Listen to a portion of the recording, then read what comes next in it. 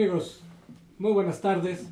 Estamos como todos los miércoles en Contrapunto TV, que se transmite a las 13 horas por astl.tv. Como se anunció con anticipación, hoy vamos a tratar un tema que hemos ido soslayando, pero nos hemos concentrado en otros también de gran interés. Pero como ustedes saben, en agosto se va a llevar a cabo una asamblea nacional en el Partido Revolucionario Institucional de gran trascendencia. Para hablar de este tema, contamos y nos da mucho gusto que esté con nosotros, con Octavio García. Muchas gracias, Enrique. Que él es distinguido militante del PRI, él integra la Comisión de Asuntos Internacionales del Consejo Político Nacional, es economista, tiene una maestría en gobierno, ¿verdad?, en administración pública. Y bueno, pues como todos los miércoles también nos acompaña y también nos da mucho gusto. Gracias, Enrique. Óscar Valencia, que él preside la Asociación Jóvenes Universitarios por México. Así es. Y que es pues nuestro analista político de cabecera y siempre está con nosotros. Gracias, Enrique, es un gusto estar en Contrapunto TV como todos los miércoles y tener a Octavio, que es también un viejo amigo. Gracias. Bueno, pues hablar del PRI pues, es un tema polémico en sí mismo. Y bueno, pues antes de las elecciones del Estado de México y de otros estados, pues al PRI ya prácticamente se le daba pues, por muerto. Sin embargo, pues a raíz de que tuvo unos triunfos importantes, el PRI renació y sin embargo, pues ya muchos pues, lo dan por derrotado. No sé qué piensas de esto, Octavio. Muchas gracias. Siempre es un placer hablar en el corazón de la República sobre el instituto que ha construido no solo el pasado, sino el presente, y que en estos momentos está redefiniendo 5 temáticas al respecto para el futuro contundente para la gobernanza, la libertad y la democracia en México. ¿Por qué es importante esta asamblea para el PRI? Particularmente por la ciudadanía en la construcción de gobiernos que transformen realidades para un orden global en donde México sea líder potenciado al respecto. Esto es, te puedo decir que 300,000 militantes en este momento están debatiendo en lo municipal, en lo estatal, en la Ciudad de México, que tendremos la asamblea el próximo fin de semana, y que abonaremos a las 5 temáticas de las mesas que se definieron en la convocatoria. El asunto es la trascendencia que tienen estos resultados del texto al contexto ciudadano. Esto es, más que un solo ejercicio del máximo órgano deliberativo del partido, es un elemento que va a potenciar el mediano plazo y un hito en la conformación del ejercicio del poder. ¿Pero qué es lo que se va a acordar en esa asamblea? Platícanos qué es lo que... No conozco la convocatoria, sería bueno que nos platicaran. Sí, la convocatoria está abierta, por supuesto, en la página del partido, disponible el texto, lo podemos difundir de manera virtual y de manera real a todos los colegas que estén interesados al respecto. Y las 5 mesas temáticas que tradicionalmente se generan en estas asambleas nacionales, en este caso tiene que ver precisamente con los estatutos, que tú sabes que es uno de los documentos básicos, que básicamente es cómo está organizado el partido, el programa de acción, la propuesta, que es base de las siguientes plataformas electorales, la declaración de principios, el por qué estamos unidos, y 2 estratégicas, una la de visión de futuros y otra la de rendición de cuentas y ética. En este caso, lo que va a distinguir esta 22 asamblea tiene que ver con la contundencia del contexto. O sea, el partido requiere dar respuestas distintas y mucho más efectivas a las realidades del ejercicio público del poder en México. ¿Se plantea alguna reforma estatutaria? Sí, o sea, sería cuestión de hacer una mesa de análisis casi por tema, en el sentido de que a lo largo de todos los puntos del país sean artículo por artículo de estatutos planteado modificaciones al respecto que se van a deliberar, a cocinar, primero en estatal en la Ciudad de México y luego en la nacional. Uno de los temas más mediáticamente trascendentes es cómo eliges a los candidatos a los diferentes cargos de representación. Aquí el tema es primero el fondo, primero el programa, primero el contenido y después los perfiles y los candidatos ya como último de los procesos. Sí, porque uno de los candidatos que suena mucho es José Antonio Meade, y sin embargo, por cuestiones estatutarias, él no podría ser candidato a la presidencia, ¿no? Entonces, es uno de los temas más polémicos. ¿Cómo ves tú, Oscar? Bueno, yo una vez más le doy la bienvenida a Octavio. Créeme que es un gusto y un placer que estés con nosotros. De verdad, de cariño, te digo, hace mucho no te veía, entonces me da mucho gusto poder tenerte aquí en Contrapunto TV. Eres un pluralista por los cuatro costados, Octavio, eso me da gusto. Se ve en el lenguaje, se percibe, se pulsa. Y eso, yo creo que, de entrada, quien no piense que tenemos hoy un especialista en el tema del PRI está equivocado. Está aquí en esta mesa. Pero, independientemente de eso, yo lo que veo es que el PRI está pensando en un futuro cuando hoy las riendas del país están en manos del PRI. Qué bueno que estén pensando en el futuro, pero a mí me gustaría más que el PRI redefiniera qué va a pasar en este año y medio que todavía le queda de gobierno, que es importantísimo y que a mí me parece que hay mucho que hacer. El sexenio no se ha acabado y mucho menos un tema de temas que están como en el aire, que están inconclusos: seguridad pública, economía, desarrollo social. Hay temas en el gobierno federal que en estos 4 años y medio que lleva gobernando, a mí me parece que no han definido. Hoy entiendo que hoy la arena es el PRI, no es el gobierno federal, pero son parte de lo mismo. Entonces yo lo que percibo al momento que tú me planteas que va a haber un tema de rendición de cuentas, que va a haber estas mesas, cuál es el PRI hacia el futuro, me parece que es importante. Yo he estado en asambleas en los 20 años que llevo militando en Acción Nacional, donde obviamente hemos redefinido estos temas, hemos hablado de la bioética, hemos hablado de otros temas, pero lo que al final de cuentas pasa en estas asambleas es que se hace política. Y en la política lo que se define es quiénes son, hacia dónde va el discurso del presidente, quiénes son los que están en primera fila, cuáles son la participación de los distintos actores y lo que tú acabas de decir. ¿Cómo van a definir ustedes el rumbo hacia el 2018? Y a mí me parece que ahí tienen ustedes un reto mayúsculo, donde realmente creo que la parte, y conociendo también a un gran amigo, pero creo que el tema le quedó, la camisa le quedó muy grande, Enrique Ochoa, mi compañero de generación en la Facultad de Derecho, le queda muy grande el espacio, es un presidente que no conecta con los militantes, y entonces lo que vamos a ver en esa asamblea va a ser un tema verdaderamente que muestre hacia dónde va a ir el PRI hacia el 2018 con este presidente y con quién van a querer postular hacia el 2018, lo cual creo que es un gran reto y eso va a ser lo que va a acabar siendo la nota al día siguiente de la asamblea de ustedes. Mira, la corresponsabilidad del partido en el ejercicio de gobierno es clave y sumaría recíproca. Esto es, estamos precisamente a un año de la elección. Y en efecto, no solo son las 312 semanas que cada sexenio implica, ¿cierto? O sea, todos quienes estuvieron en el pasado inmediato, quienes están y quienes estarán en los ejercicios de los diferentes órdenes de gobierno son corresponsables en alguna medida. Claro. ¿Cierto? Sí. Entonces, en efecto, o sea, no basta redefinir el texto de un documento básico o de los que integran la totalidad de los partidos nacionales acreditados en el país. Importa tener mejores resultados en Estado de Derecho, mejorar la posición número 69 que México tiene al respecto, mejorar la posición en economía que tiene aproximadamente en la 16, que tenemos que innovar en nuestras relaciones internacionales, etc.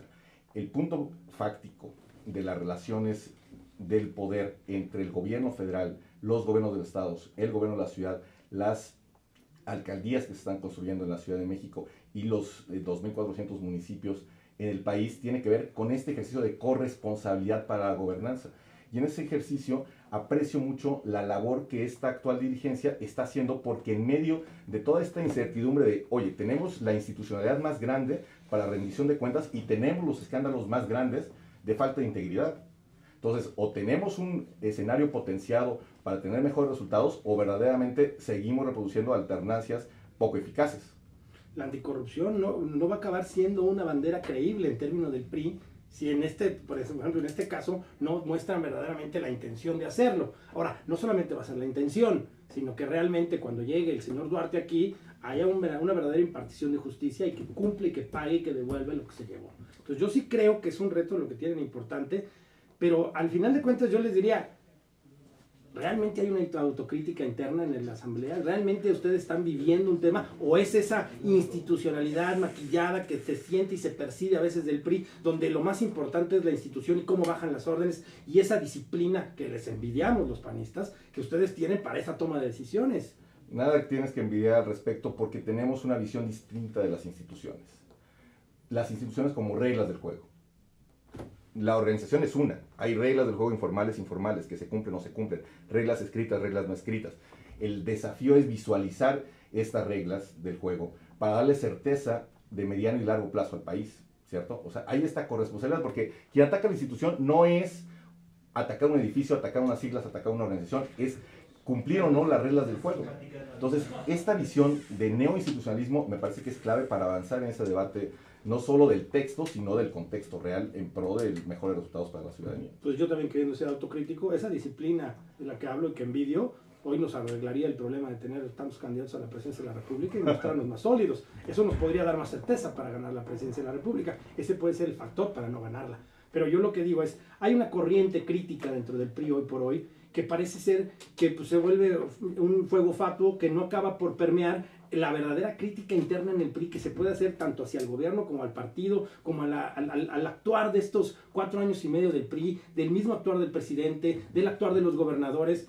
Yo creo que es verdaderamente, yo creo que es un Himalaya lo que tienen ustedes enfrente, ¿no? Yo creo que es un reto de hacer o morir, por lo menos hacia el 2018. Frente al Himalaya que mencionas, el vuelo del águila, ¿cierto? O sea, quienes pretendan construir mejores escenarios solo por el subsuelo o sobre el suelo, la verdad es que van a encontrarse en veredas imperdibles, ¿cierto? Entonces, en ese sentido, haciendo la analogía, el escenario que debemos construir no solo para el 2018, el 2024, cuando concluye la siguiente administración, sino para el 2030, por ejemplo. México tiene compromisos asumidos en el marco de Naciones Unidas para la consecución de los objetivos de desarrollo sustentable, que tiene que tener mejores resultados que los que tuvo el objetivo de desarrollo del milenio al 2015.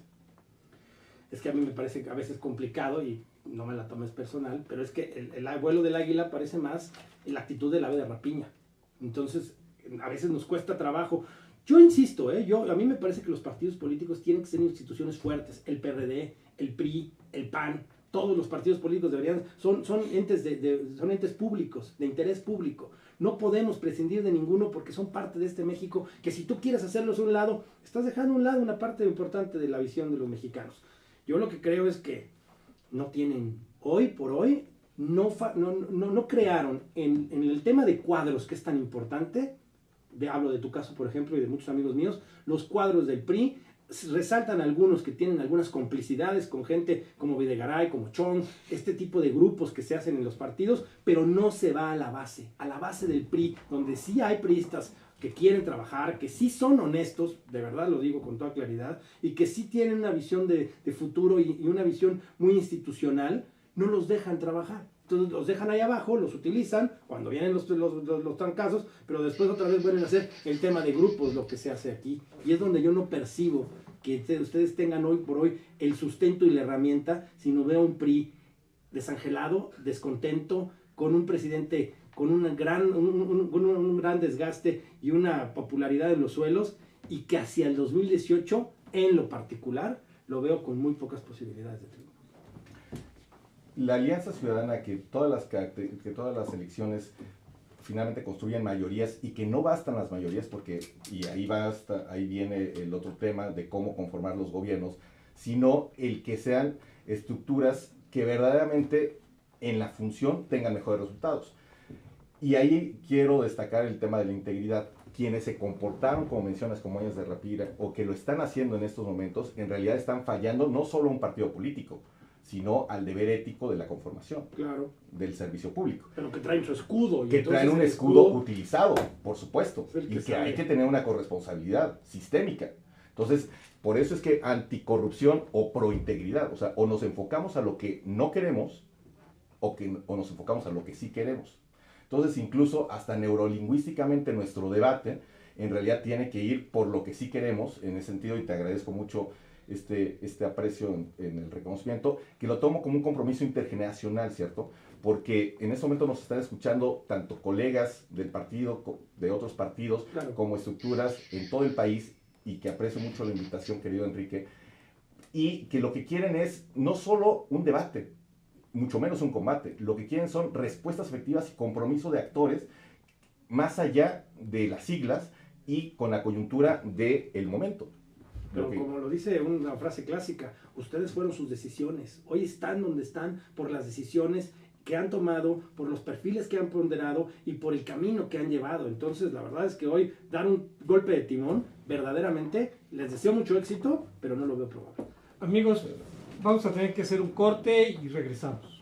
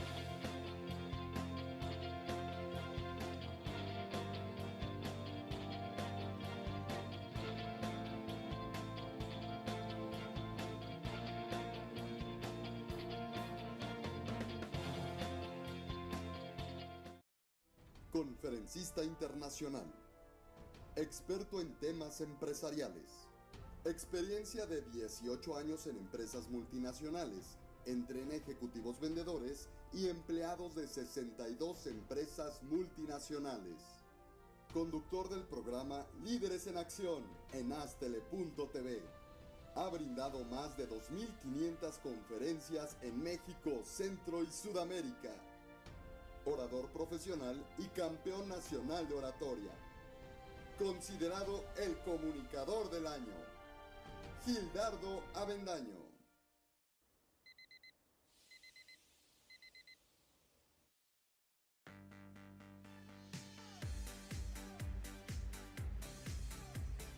Cuando la vida te pone a sudar, hidrata la vida.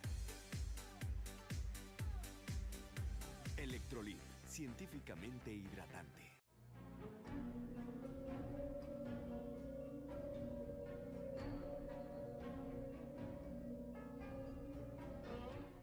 Rosso Fragola. Arte en fresa que seduce tus sentidos.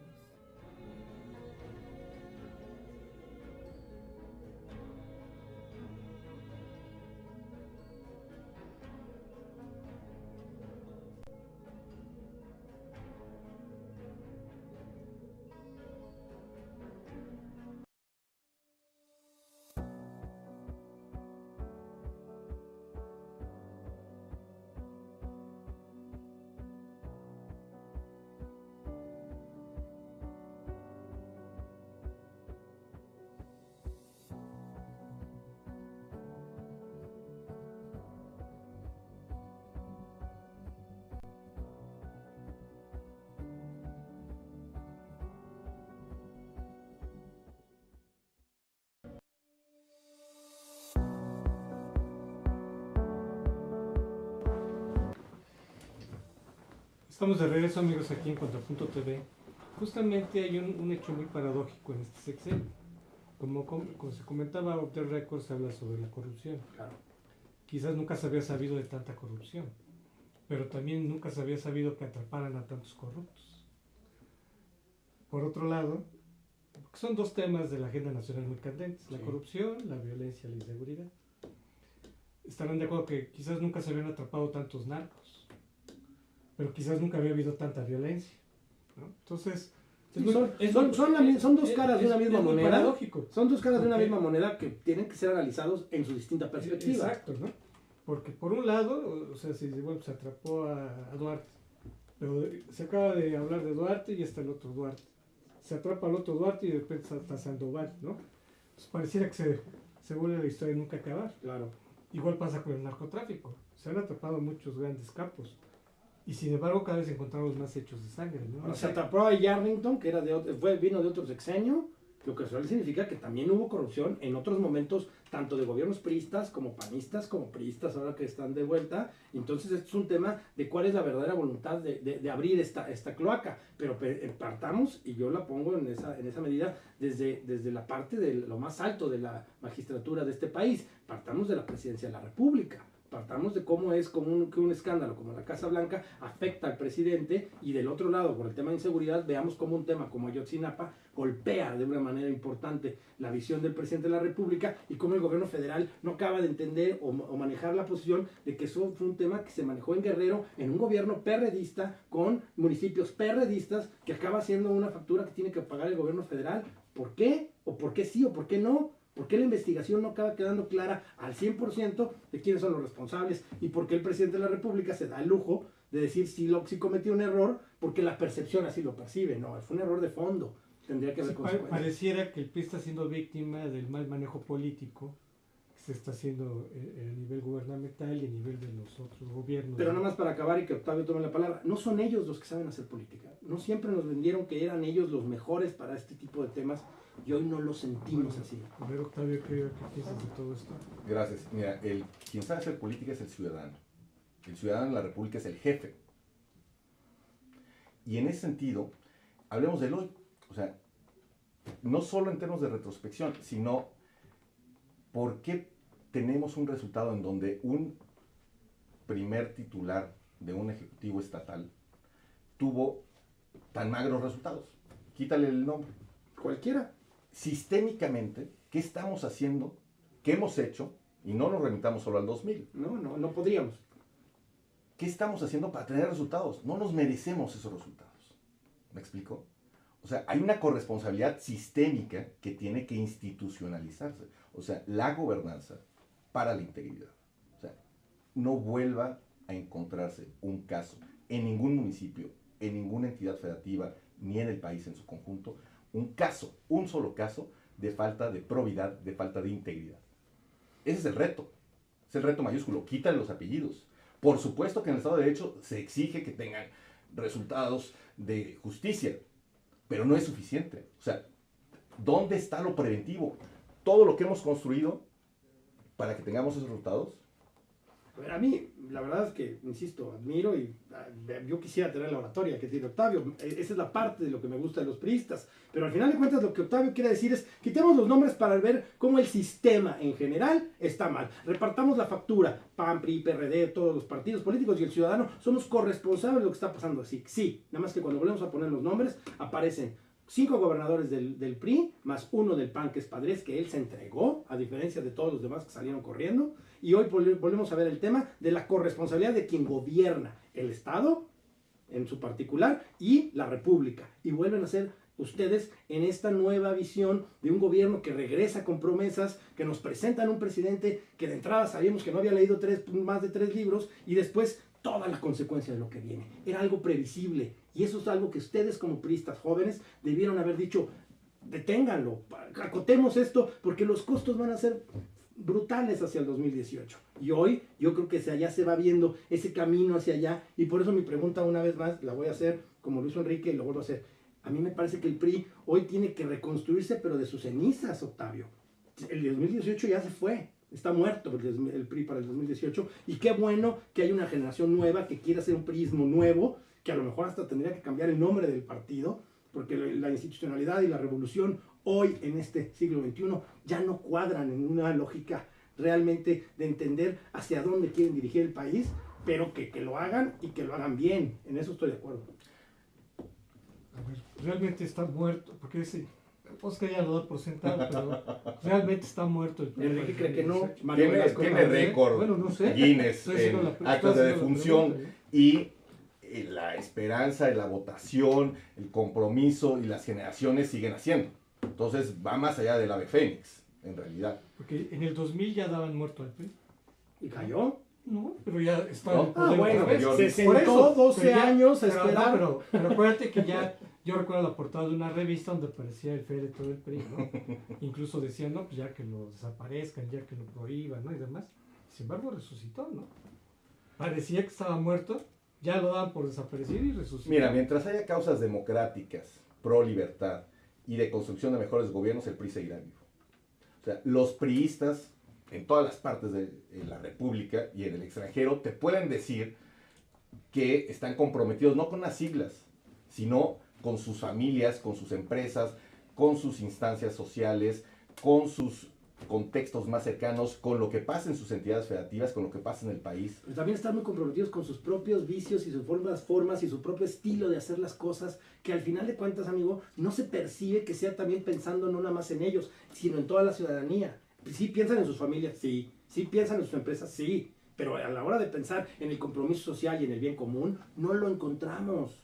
Sí, pero ese compromiso tiene que ver presente con esa tesitura del compartir, de lo global, de la ciudadanía, no solo para efectos particulares, porque entonces para efectos particulares se salen del partido, ¿me explico? Entonces, o sea, quien ha abusado, y eso ¿tenemos pasa los en gobiernos todos. priistas que nos merecemos No, porque somos una sociedad como los priistas? no tenemos los gobiernos de ninguna parte.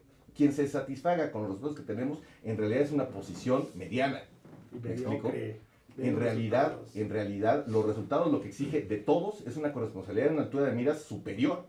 No podemos estar satisfechos con ninguno de los resultados, por mejores que sean, que los hay. No sé. Bueno, a ver, yo creo que al PRI le está pasando lo mismo que a cualquier partido que estaría en el gobierno si está gobernando contra la mayoría del país. O sea, el problema de México es Del sistema, ahí es sí un estoy de problema, acuerdo. es un problema del sistema, del régimen, de que es muy difícil gobernar cuando tienes en contra a la mayoría del país. Entonces, Ese es un primer punto. Los grandes éxitos de este gobierno son las reformas estructurales, que ¿cierto o falso? se tiene que dar un cambio en el régimen Claro. para que quien gobierne tenga la mayoría, Sí. porque si no va a estar en una situación minoritaria y va a estar a la defensiva, Como lo han estado 3 gobiernos últimos. pero sobre todo, y eso pues, yo podría decir que sí es una crítica que le haría al gobierno federal de que tendría que haberle dicho a la gente, con peras y con manzanas, de que la gobernabilidad no solo depende del gobierno federal. Es correcto. O sea, la gobernabilidad depende de todos los que tienen posiciones de gobierno en el Estado, ¿no? Y ahí no solo es el PRI, está la oposición, está el PAN, está el PRD, todos los que tienen alcaldías, los que están en los congresos locales, los que están en las entidades, exacto, todos los que forman parte del Estado tienen un nivel de responsabilidad, Todo el sistema ¿no? político. ¿no? Entonces, lo que pasa, bueno, pues venimos de una cultura que al final de cuentas todos se lo responsabilizamos al presidente, ¿no? Más lo malo que lo bueno, ¿no? Entonces, efectivamente, a combatir eso era muy difícil. Y sin embargo, era responsabilidad del presidente haberles dicho, señores, por ejemplo, cuando se dio lo de Ayotzinapa, Ujú. reaccionaron tarde y reaccionaron mal. Ya cuando se quiso reaccionar, La bola de nieve ya era... exacto. Eso no fue culpa del gobierno federal. Eso quedó muy claro de quién era el responsable, ¿sí? Y no era el gobierno federal. Había un gobierno estatal, un gobierno local, municipal, que eso no era del gobierno federal. Ahí estaba el nivel de responsabilidad y sin embargo no se supo manejar. ¿Dónde está Ángel Aguirre? Está tranquilo. Cuando él también tendría que estar en la cárcel. Evidentemente. Porque él también tuvo responsabilidad en el asunto, ¿no? Sí, porque el manejo, además de la corrupción y el narcotráfico de la zona, tendría que haberse cometido por el gobierno federal y por el gobierno estatal. Pero hay primero un nivel de responsabilidad local, ¿sí? No sé si en el tema del narcotráfico la responsabilidad sea mayormente del gobierno federal, pero sí entiendo que hay una corresponsabilidad y que todo esto se dejó caminar desde el municipio. Siempre hay una responsabilidad directa. No, y además la directa es quién fomentaba esto y quién era el beneficiado de esto, quién se llevaba el dinero de la plaza, a pronto. Entonces, eso es una parte importante. Y vuelvo a plantear, cuando inicia el gobierno federal, se inicia con un pacto por México, donde se une partidos políticos de oposición para sacar las reformas estructurales, y se vivió 2 años y medio de la luna de miel de este gobierno, donde sacaron reforma energética, reforma política, reforma de hacendaria, muchos temas salieron adelante cuando se colabora en esta lógica, pero también había una corresponsabilidad de no corrupción y de honestidad de parte del gobierno federal que no se vio, por ejemplo, reflejado en un tema como la Casa Blanca. Los tiros de un gobierno van más allá de los resultados que se pueden medir dentro de. Esto es, el legado, por ejemplo, de los anteriores gobiernos ha sido revalorado conforme los sexenios han pasado, ¿cierto? Sí. Entonces, las transformaciones de fondo en realidad siempre se miden en una tesitura de largo plazo. En ese sentido, no solo explica el por qué regresó el PRI a la presidencia de la República, sino porque han recuperado varios de las entidades federativas, pero más allá de los resultados electorales de corto plazo, tiene que ver con la certeza que tenga no solo los presentes ciudadanos, sino los futuros ciudadanos, estoy pensando en los jóvenes menores de 18 años, de que tienes un país íntegro, con prestigio, potenciado, con todas las capacidades que tiene, no solo a título personal, ¿me explico? Claro. Entonces, yo agradezco mucho el planteamiento del futuro del PRI, pero más agradezco que todas estas voces estén comprometidas, no con un partido político, sino con un ente público, en el sentido de la república, del papel que debe jugar todo ente público, en este caso este partido político, con el futuro, el presente, y asumiendo la responsabilidad del pasado, no solo inmediato, ¿cierto?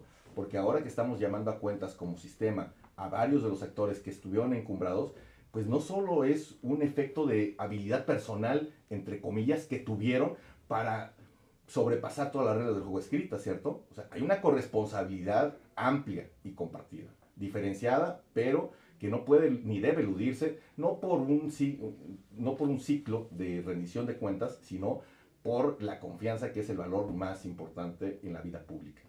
A mí me gustaría retomar el tema que nos quita. Y le agradezco a Octavio la paciencia y aguantar vara, como decimos los jóvenes, ¿no? En este tema. Pero te voy a poner un ejemplo y me voy a poner yo en el ejemplo. Y voy a poner a Enrique Ochoa en el ejemplo. Somos 2 universitarios de la Facultad de Derecho que salimos egresados de ahí, que tuvimos un desarrollo, que él optó por un partido político y yo otro, que hoy él dirige ese partido político y yo soy un militante más del mío. Yo vivo al día, amigo, como todos.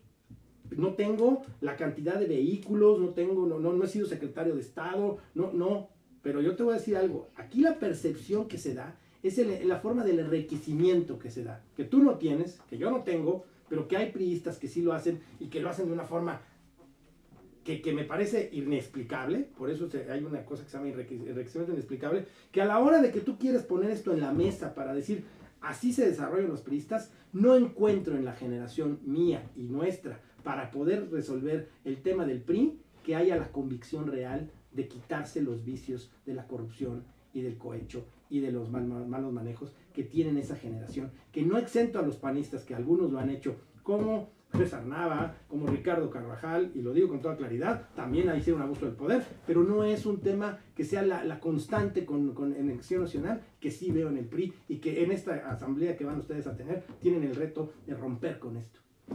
Bueno, dicen que las comparaciones son odiosas, Yo pero lo hice, necesarias. prefiero. Pero en realidad no te sientas en un sentido personalizado al asunto, porque todo cuadro político en realidad es, más allá de la percepción que tenga de sí mismo, el propio cuadro, pues es valorado no solo al seno de su partido político, sino en el conjunto de la vida pública, ¿cierto? Tú tienes un presente, tú tienes un futuro, así que tú tienes no solo aliados dentro del Partido de Acción Nacional, al que has sistemáticamente pertenecido, sino diálogo interactuante con muchos otros partidos, ¿no? Aquí debiera estar el presidente también del Partido Revolucionario Institucional, que seguramente, si ustedes les entienden la explicación, va a ser, y además teniendo la relación personal que tú tienes con él, pues un gusto que pueda estar. Entonces seguramente que la agenda está abierta. Que se invita a todo el mundo. Claro, ¿no? Porque eso es lo que requerimos, el ganar-ganar. O sea, pasar de esta confrontación de tipo personal a un ganar-ganar de tipo no solo organizacional, sino nacional e internacional. ¿Hay una visión de Estado? ¿Hay una visión de nación? Es que no solo una visión de Estado, querido Oscar. O sea, porque no es la visión de Estado del Mesías, no es la visión de Estado unipolar, es la visión de Estado que todos en verdad construyamos. Pero no es el método que ustedes tienen, de arriba para abajo y todos. No, es que el método tiene que ser de tú a tú, in situ, célula por célula, particularmente pensando en lo electoral, en seccionales, pero desde la estructura de la vida cotidiana, o sea, desde manzana por manzana, desde colonia por colonia. En realidad, es así como va a transformarse la realidad fáctica de que nos estás escuchando y que por favor tenemos un saludo, porque no solo en las redes sociales, que es una bendición tenerlas para la democracia, para la gobernabilidad, para la gobernanza, sino para tener este intercambio de ideas sano, propositivo, constructivo, y que de cara a, se dice siempre la nación, pero de cara al cristal con el que nos estamos interactuando en esta generación y las generaciones siguientes más aún, pues podamos tener el oído, la capacidad de escuchar para construir, ¿cierto? Aquí venimos a proponer, a construir más allá de la defensa, porque el tema del gobierno, el tema de la oposición, que recordamos siempre es coyuntural, va rebasado por el tema de la construcción de la gobernanza. O sea, tú tienes una recién criatura que ha vivido, que ha nacido recientemente. Este escenario de nuestro compromiso, yo también como padre de familia, nos llama. El discurso intergeneracional lo tenemos en casa, ¿cierto? No podemos ser omisos al respecto. Pues eso me da esperanza. Amigos, vamos a tener que hacer un corte y regresamos.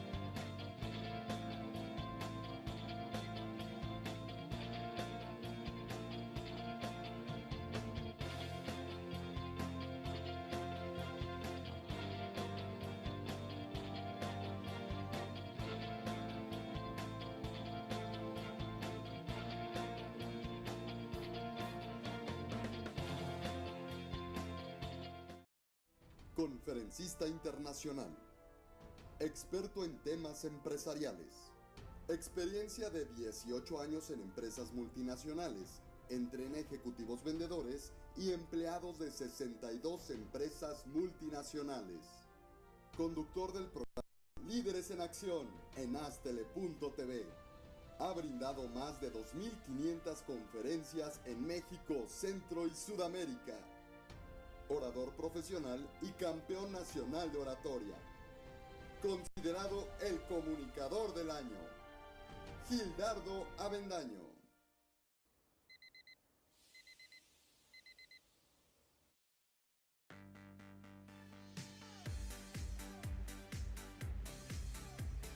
Cuando la vida te pone a sudar, hidrata la vida. Electrolit, científicamente hidratante.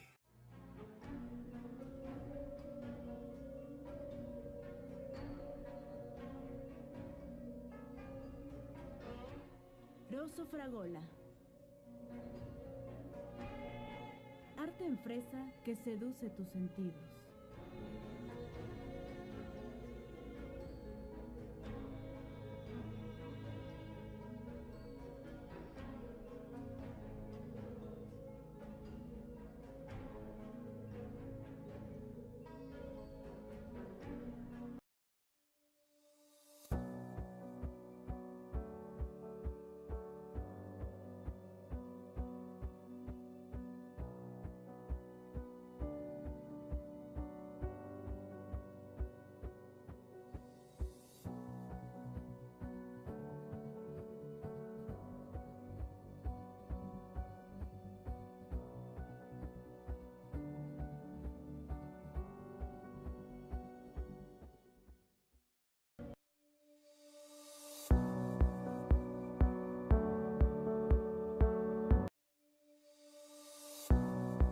Estamos de regreso aquí en Contrapunto TV. Un tema que se nos está escapando y no me gustaría que nos fuéramos. Tenemos que ver unas encuestas. Es el tema de que si existe algún riesgo de fractura interna en el PRI. Se sabe que hay una alianza generacional, que es un grupo de crítica. Todavía no, pero... Bueno, ya aquí ya. ¿La ponemos? Sí, ahorita nomás me gustaría que nos comentara Octavio sobre la alianza generacional. ¿Qué riesgo hay de fractura en el PRI realmente? Porque sería el acabose, o sea, si ya hay que remar contra corriente, pues una fractura sería terrible, ¿no? O ponte una fractura, simplemente una división, ¿verdad? Que lo debilitara internamente. ¿Cómo ves este grupo? Atendiendo siempre al ánimo de estado del ganar, ¿cierto? Porque es una responsabilidad de un partido político. Un actor en un partido político tiene que pensar no solo en sus siglas, sino tiene que pensar en el orden global, en el orden nacional. Y todos los actores con el oficio político que tienen saben que la fórmula para ganar, para hacer que la ciudadanía construya gobiernos exitosos y corresponsables es el anteponer el ímpetu del yo a la construcción del nosotros.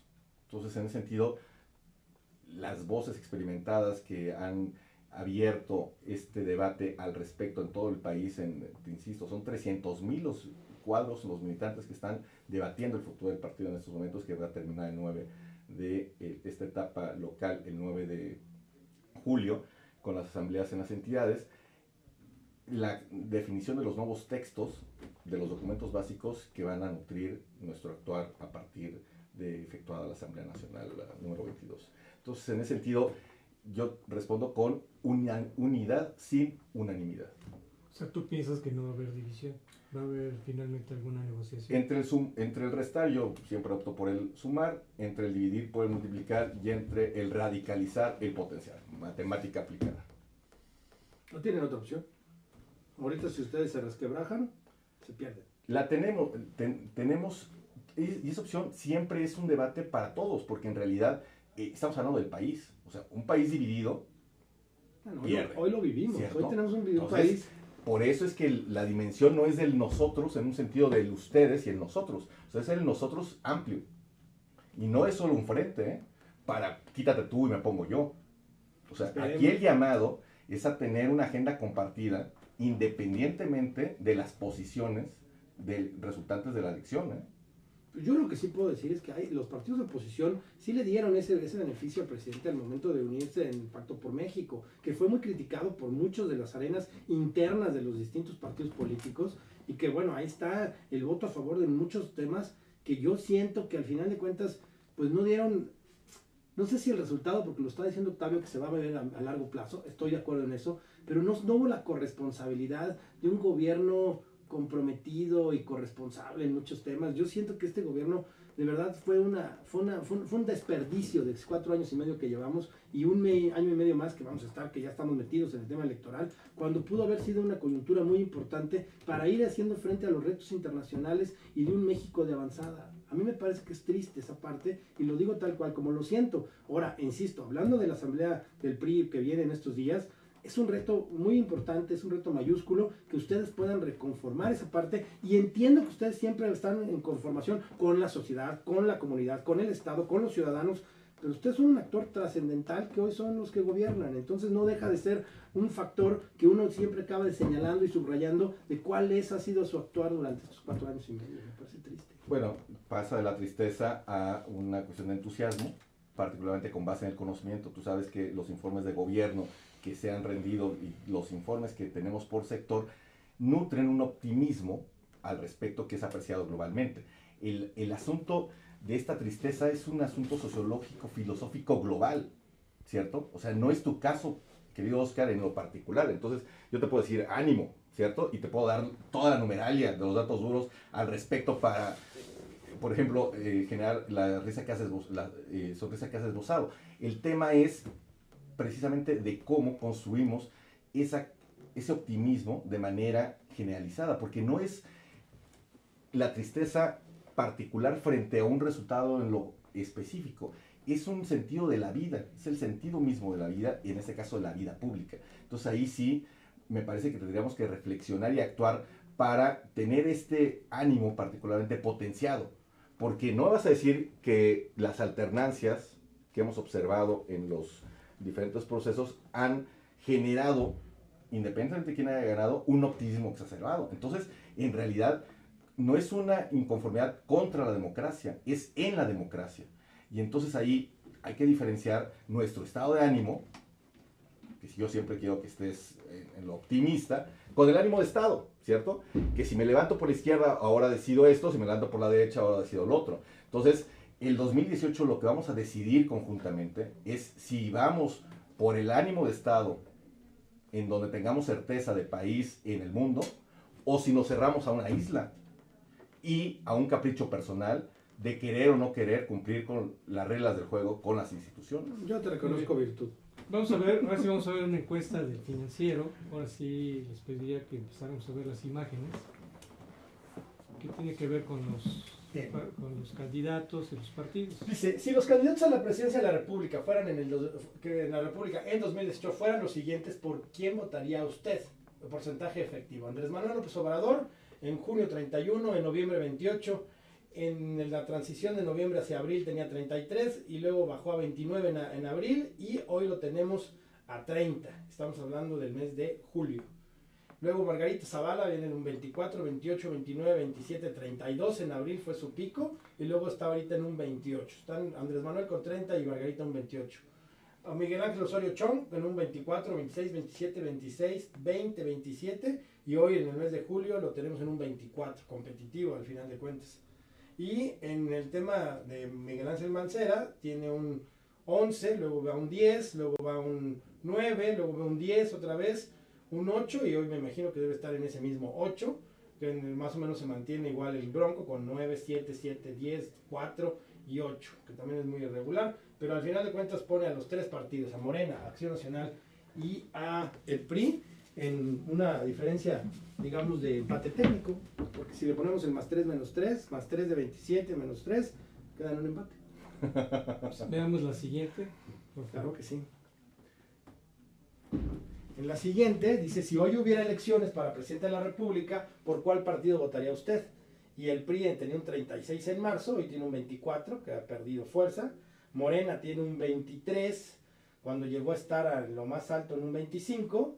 Acción Nacional ha estado en un 29, tanto en en el intervalo de septiembre a febrero y en el de febrero a julio, y hoy en julio está en un 26% en primer lugar, el PRD tiene 10 y los independientes 6. O sea, de acuerdo a estas encuestas, el PRI no está liquidado. En esta encuesta no, pero hay otras encuestas. Creo que tenemos una más, finalmente. Creo que hay una imagen más, si nos hacen favor. es- Si hoy hubiera elecciones para diputados federales, ¿por cuál partido votaría usted? El PRI trae como la ventaja, no nos dan porcentajes, pero se ve por ahí, digamos que un 30, luego el PAN sería un 28 y el Morena con 26, y después se desploma a los 10, 12 que trae el PRD a nivel nacional, el Verde que trae un 5, 6, y luego todos los demás partidos fluctúan entre un 2, 3, el Encuentro Social tiene un 2 o un 1, y en los independientes entrarán entre 4 y 5. O sea, yo sí veo un poco el efecto del Estado de México. Ahí, Porque si recuerdas, en las encuestas previas, el PRI bajaba mucho. sí, el PRI estaba más O o sea, menos el en 15. PRI estaba muy abajo. Y me sorprende que después de esas elecciones y estas encuestas, pues de alguna manera el PRI sí resucitó, ¿no? Sí, hay que ver que, por lo menos en esta encuesta, no la sé qué percepción otro es distinta. factor podría ser, Octavio, ¿a qué le atribuyes este repunte, digamos, que tuvo el PRI? Es que el PRI late, ¿cierto? Y lo que me importa es la calidad de la democracia. O sea, es cierto, diario vemos N cantidad de ejercicios demoscópicos de mayor o menor precisión. O sea, números al respecto de fotografías metodológicamente impresas. En este caso, por ejemplo, las gráficas que hemos visto. Y el asunto es, en verdad, esta numeralia de la coyuntura electoral nos está generando una calidad de la democracia mayor. Porque al final del día, el resultado, si solo nos quedáramos con estas tres, por ejemplo, el resultado que tienes para la calidad de democracia, ¿cuál es? La mayoría de las personas quedarían insatisfechas si solo nos remitimos a este ejercicio Claro. con su posición, porque se habría conformado un gobierno, ya quita de las siglas, un gobierno que no representa necesariamente la posición que él votó coyunturalmente. Entonces, por eso el asunto es de fondo, o sea, cómo pasamos de los debates de las personas y las personalidades al debate de la calidad de nuestra democracia y de la calidad de nuestros gobiernos. Por eso, al final de cuentas, lo que a la ciudadanía le va a importar, por ejemplo, de la Asamblea del PRI, es qué va a proponer en concreto para resolver el tema de la inseguridad, la violencia, la corrupción, el desarrollo económico. Pero no habría sido eso que O lo sea, debió haber planteado el 1 de Eso es lo diciembre de 2012. Bueno, por eso, pero digamos, ya no tiene caso el hubiera. Ahora, yo entiendo lo que dice Octavio del El futuro. sentir de la población es Entonces, que yo entiendo el futuro, ¿no? ¿Qué va a proponer? es un gobierno que ha pasado por encima de los Considerando derechos que de viene el los proceso electoral. ciudadanos. O sea, ya velo en términos de proceso electoral. Ok. Ya olvídate de la historia, ¿sí? En términos de proceso electoral. Así como cuando en el programa pasado hablamos, el frente, ¿qué le va a proponer a la ciudadanía? Claro. ¿No? En lo concreto, ¿no? Porque, o sea, no basta la gente que vaya contra el PRI, contra Y hay una gran ventaja en tu ser oposición y no ser gobierno. Al final de cuentas, el desgaste que traes como pero ser de todas gobierno maneras tienes que proponer brutal. algo, ¿no? En todos los casos, Claro, ¿cuáles son hay las una propuestas corresponsabilidad. concretas? Amigos, pues nos tenemos que ir.